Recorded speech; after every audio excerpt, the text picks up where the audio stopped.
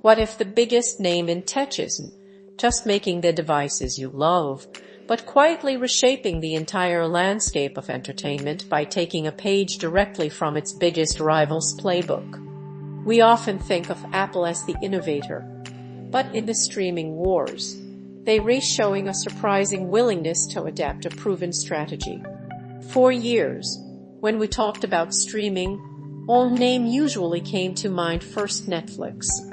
They wrote the rules. They taught us that owning your content, not just licensing it, builds an empire. Netflix started by streaming other people's movies, then smartly pivoted, betting big on Netflix originals to create a library that was truly theirs. They built a powerhouse of intellectual property, bringing in top Hollywood talent, and the results speak for themselves.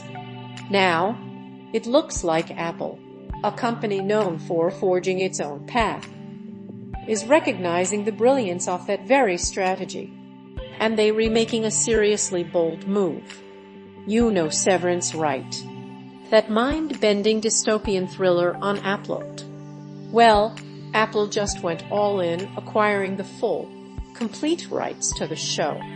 We're talking about an entire $70 million deal to buy it outright from television studio fifth season.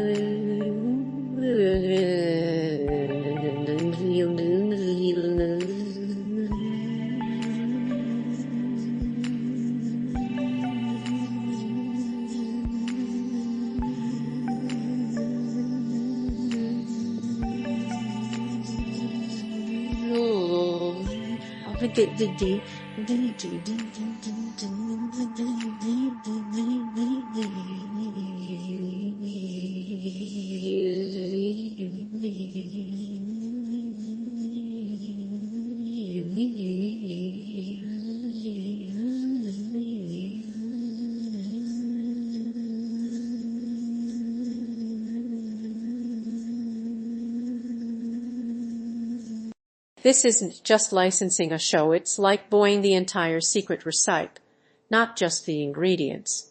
Severance is a massive hit, a critical darling that bagged an incredible 27 Emmy nominations and 8 wins. It's one of Apple's most watched programs and, frankly, a jewel in their crown. But even a show this popular faced challenges. Think about it, they navigated significant filming restrictions during the global pandemic and then suffered through nearly 9 months of back-to-back Hollywood strikes in 2023. Those hurdles created a frustrating 3-year gap between Season 1 and Season 2, leaving fans clamoring for more.